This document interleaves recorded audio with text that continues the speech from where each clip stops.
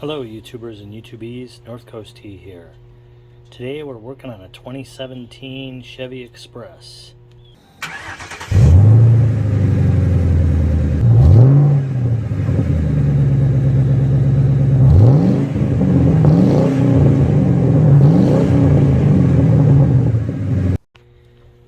More specifically, the taillight blinker assembly. Check it out, that's crazy. Only 14,923 miles on a 2017. And this is like the 10th time I've had the blinker quit working. And not just one blinker. Sometimes it's the left, which is working fine. Other times it's the right. And it's always the back. And the bulbs are never blown. Just oxidized. What we need for this job is a 10mm socket. Extension helps to get you down in there. Ratchet. I'm going to use a little tiny flat blade. What this is going to do is I'm going to try to scuff up the connections for the light bulb because they get oxidized.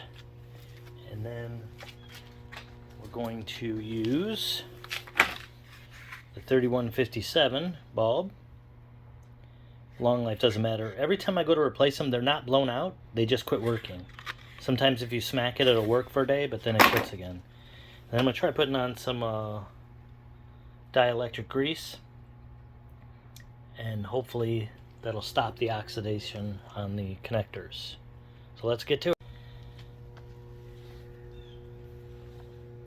If you're doing this for the first time, you're going to have a 10mm nut here, here, and there's one hidden behind this plastic, a third one that holds the taillight in.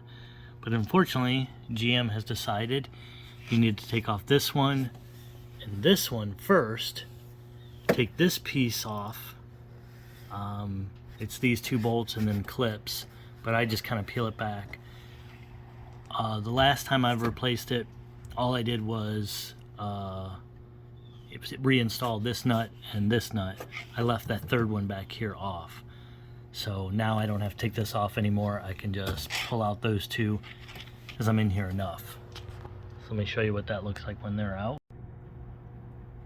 Okay, now that I have those two bolts removed, you can kind of flex that out of the way enough and pull the light bulb. Just pull the housing off those two bolts, and then under here it just sits in on a little pin, but once it's lifted off the pin, you can just pull it out, and then you're gonna bring it out. This is what I was talking about. This third nut goes on here and it holds that plastic. They put this plastic on after, so I just leave that nut off and put this light on after.